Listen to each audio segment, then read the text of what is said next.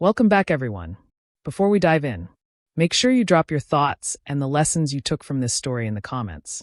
And don't forget to like and subscribe. Let's get into it. The most expensive restaurant in downtown Chicago was glowing like a jewel box when I stopped beneath the awning across the street and looked through the glass. Rainwater slid from the edge in slow drops, tapping the sidewalk beside my heels. Inside, my former husband, Damon Whitaker, sat at the best table in the room with Vanessa Hart in a red dress and a smile that said she thought she had already inherited his life. 3 hours earlier, my divorce had been entered. He did not know that yet. He thought the hearing had ended in his favor. He thought tonight was a celebration dinner for the future he had chosen. Then my phone buzzed with a message from my attorney, Felicia Grant. It said the judgment had been signed, the transfer instructions had been released, and the first phase was complete.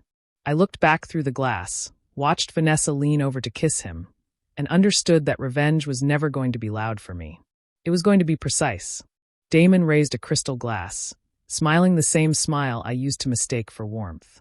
He always ordered the same champagne when he felt victorious. I knew the bottle. I knew the posture. I knew the rhythm of his confidence because I had spent 12 years arranging my life around it. During our final private conversation before court, he had told me I should be grateful he was willing to let me walk away comfortable. Then he said the sentence that cut deeper than the affair. He said I had never built anything, never understood real work, and never had value beyond being the polished woman standing beside him. An affair is betrayal. That sentence was erasure. It took every invisible sacrifice I had made and stripped it of meaning. Standing in the rain, I let the memory sharpen instead of break me. Then I turned away from the glass, got into my car, and let myself remember how I got there.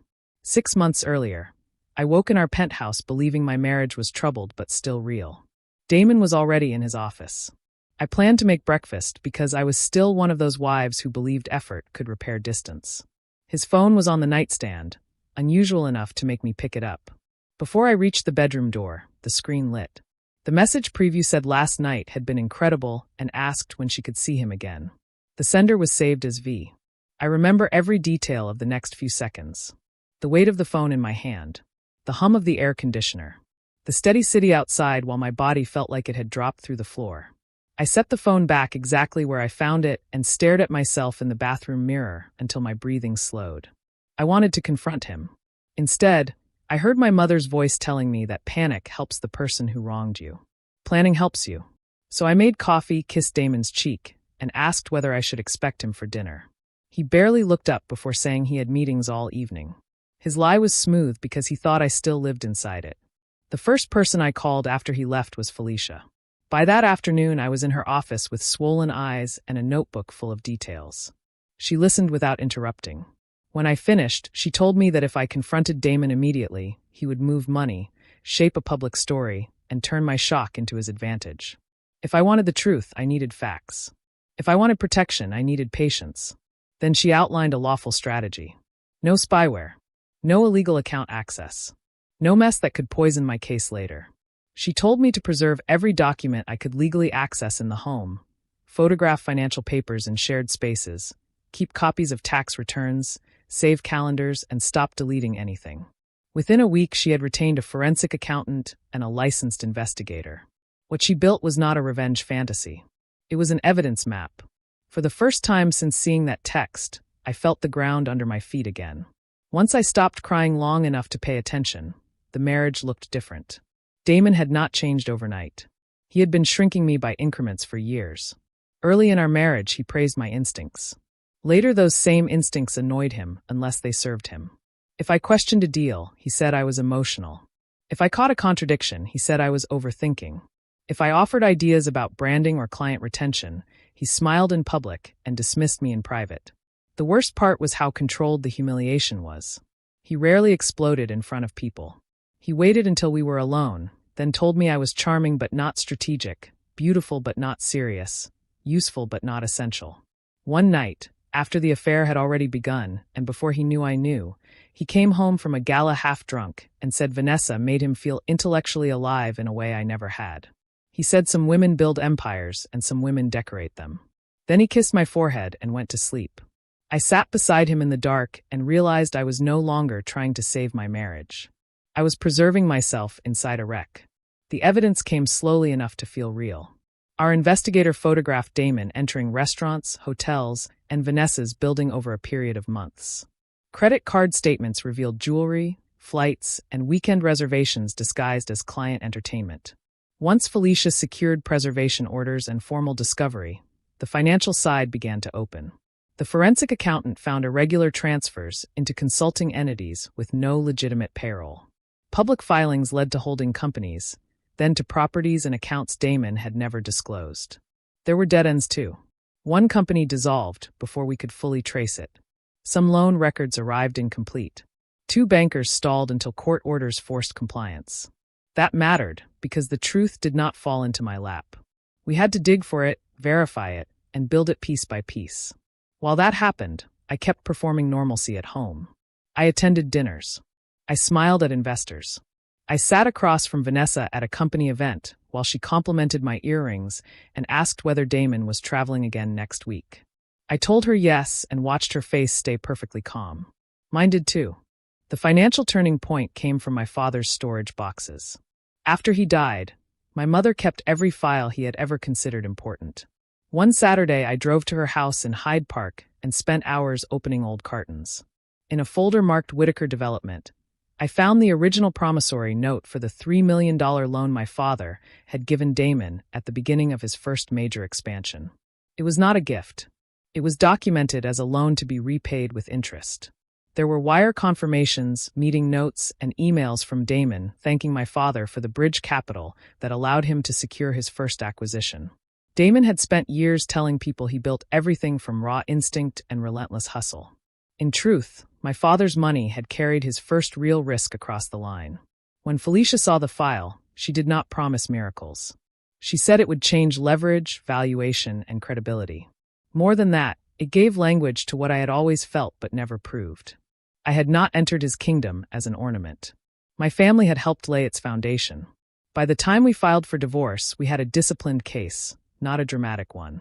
Felicia served Damon at his office because she knew he cared most about image, but the paperwork itself was careful.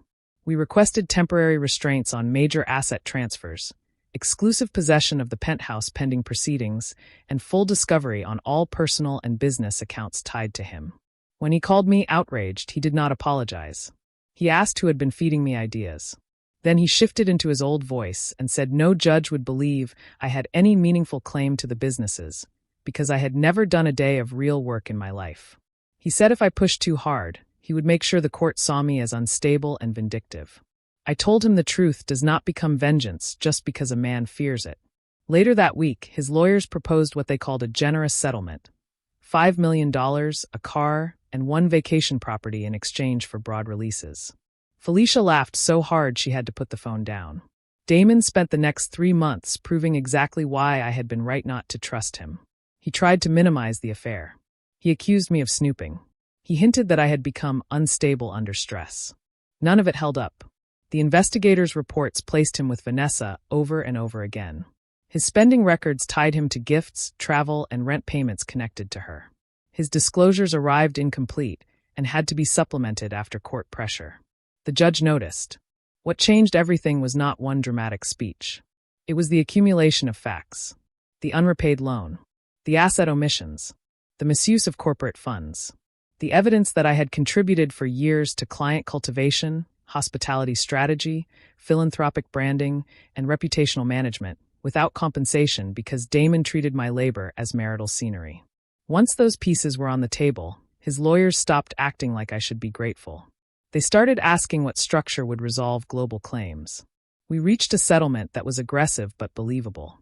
I received substantial liquid assets, the penthouse, a majority economic stake in 3 companies, and the right to appoint new management subject to formal board action. Damon kept a reduced minority stake and exposure for any misconduct outside the divorce settlement. He signed because the alternative was worse. That was why Damon was in the restaurant with Vanessa while I sat in my car across the street. He thought signatures meant safety.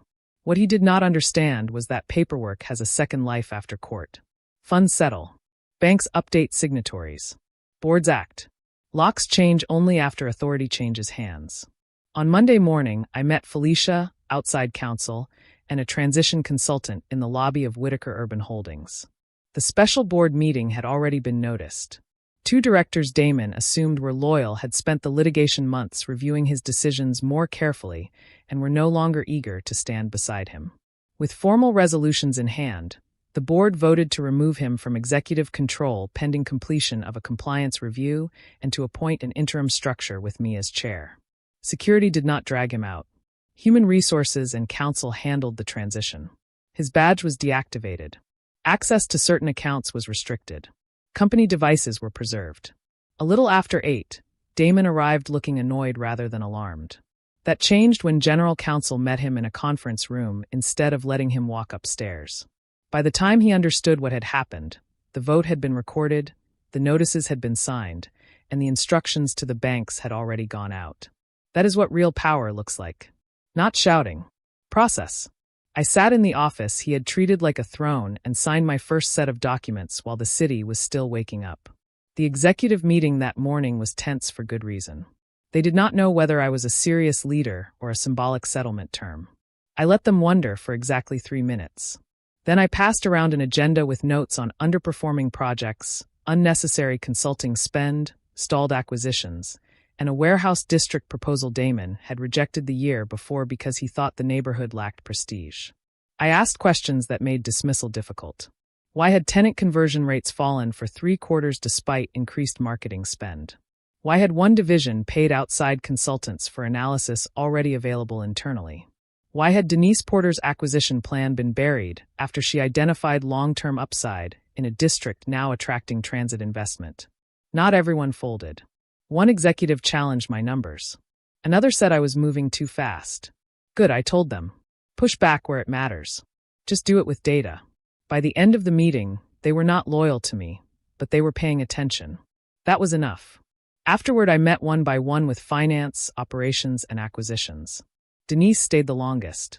She admitted she had been interviewing elsewhere because Damon treated every recommendation from her team like a threat to his instincts. I told her I did not need obedience from smart people. I needed honesty and follow-through. She smiled for the first time that morning. Within weeks, we restructured a stalled development strategy, cut vanity spending, and reopened partnerships Damon had ignored because the press value looked smaller than the real value. The skills he called decorative turned out to be operational. Vanessa came to see me on a Friday afternoon, and even then she entered like someone auditioning for sympathy. My assistant, Rochelle, asked whether I wanted security present. I said no, but I asked counsel to remain nearby. Vanessa sat down and said she wanted to speak woman to woman. I told her she had skipped that part when I was still married. She flinched, then pushed forward anyway. Damon, she said, had promised her a future and now wanted her to resign because the company was changing and things would be awkward. That was when I understood why she was really there. She needed leverage and employment. Then she said the one thing that made my blood go cold. She said Damon told her I had never mattered, that I was too soft to survive without his money, and that once the divorce was final, I would disappear into the background where women like me belonged. I believed her because it sounded exactly like him. I thanked her for confirming it. Then I sent her to Human Resources. We did not fire her on the spot because real life is less convenient than fantasy. She was placed on leave while outside counsel reviewed conflicts, policy violations, and expense coding tied to executive misconduct.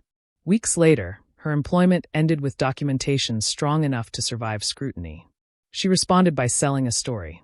A daytime program booked her for an interview in which she recast herself as a manipulated subordinate and me as a bitter ex-wife using corporate power for revenge. For a few ugly weeks, that version spread faster than the truth. A proposed partnership paused. A trade publication ran a lazy feature suggesting my leadership was driven by grievance. What saved me was not a glamorous television response. It was records. Human Resources had preserved expense reports tying Vanessa to falsified business travel. Texts recovered through lawful discovery showed that she knew Damon was still fully living with me when the affair began. Calendar entries, badge logs, and witness statements undermined her claim that she had been coerced into a secret relationship she never wanted. Most damaging of all were messages between Vanessa and a friend complaining not about abuse, but about the possibility of Damon ending up less rich than she expected after the settlement.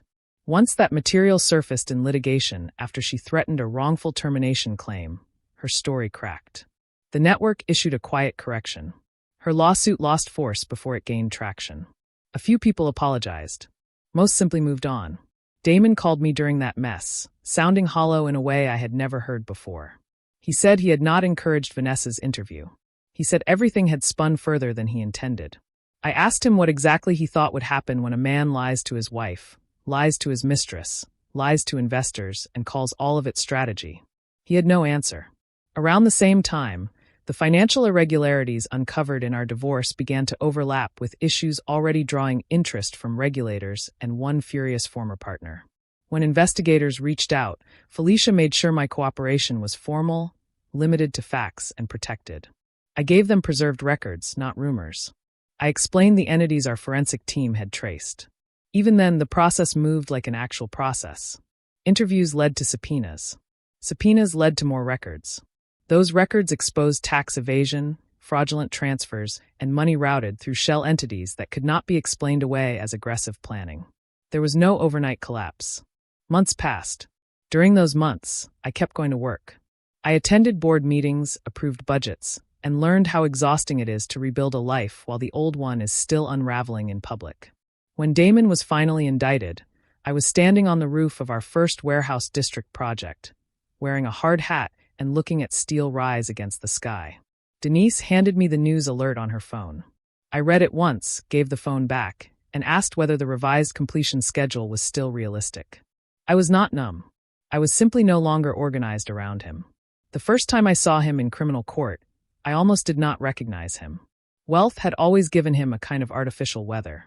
Without it, he looked older and strangely unfinished. The hearing itself was procedural but sobering. The prosecutor laid out tax charges, fraud counts, and transfer schemes tied to entities our divorce case had only partially exposed. Bail was set high enough to make the room whisper. Damon tried to catch my eye in the hallway and asked whether I was satisfied now.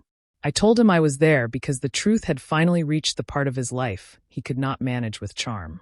He laughed under his breath and said I had always wanted to prove I could beat him.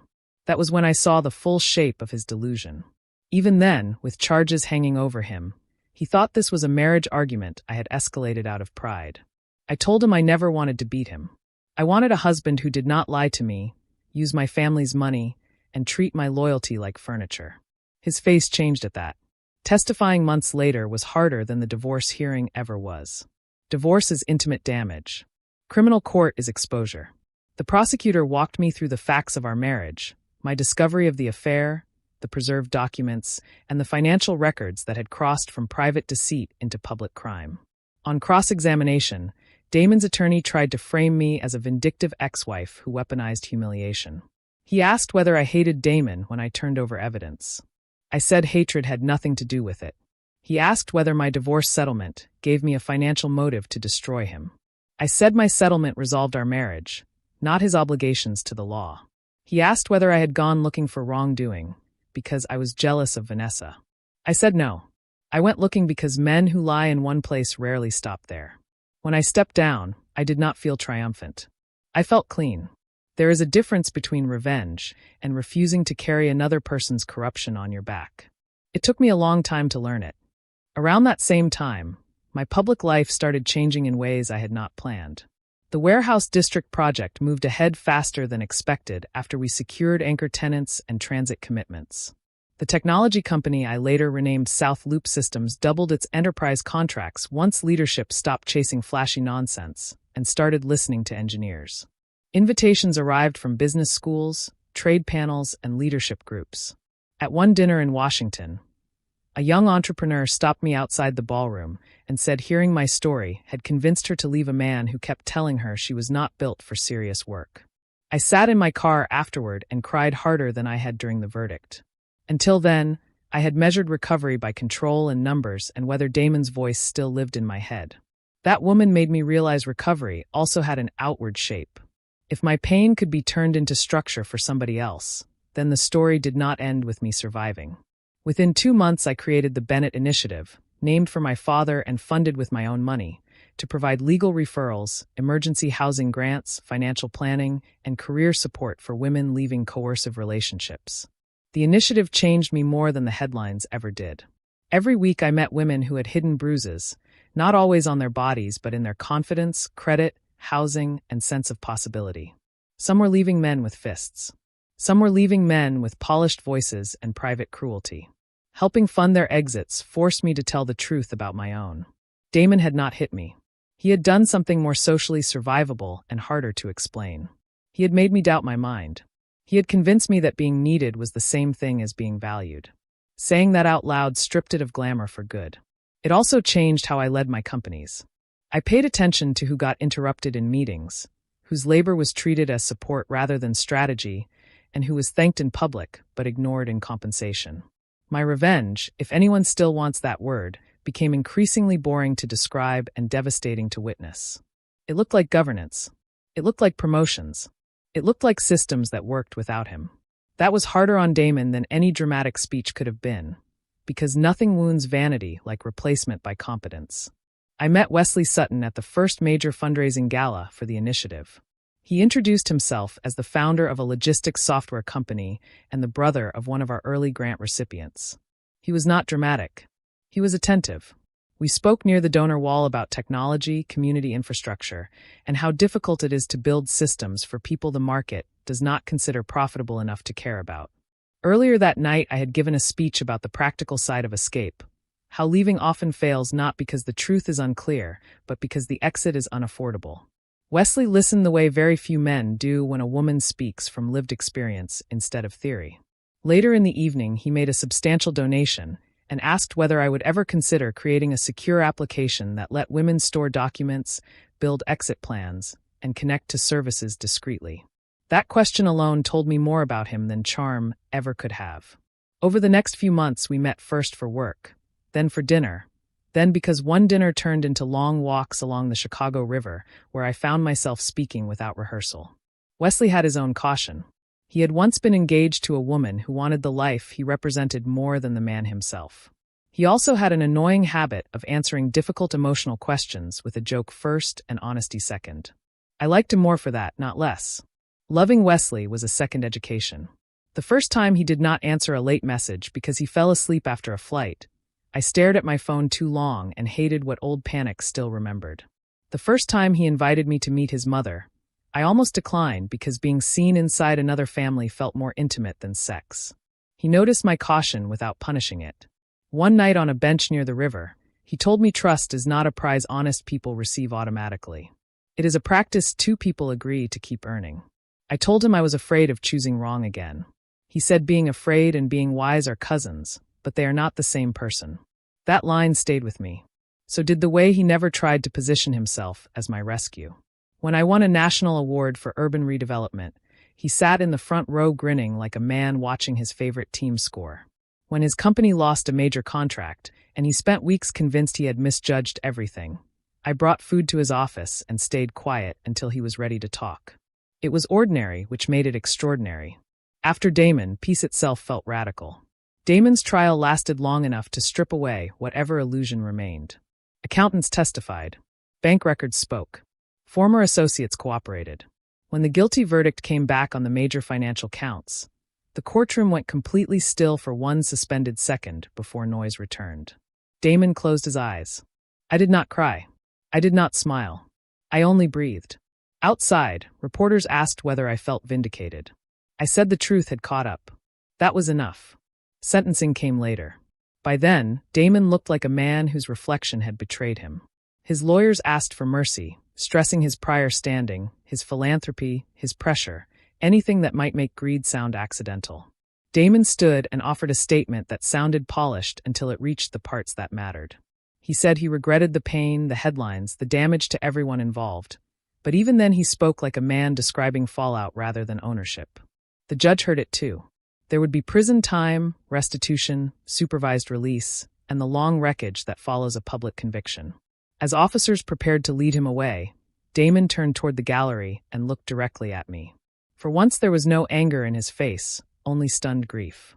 In that moment, I think he finally understood that he had not merely lost assets, access, or status. He had burned down the private place where he was once fully trusted, and there is no legal appeal for that.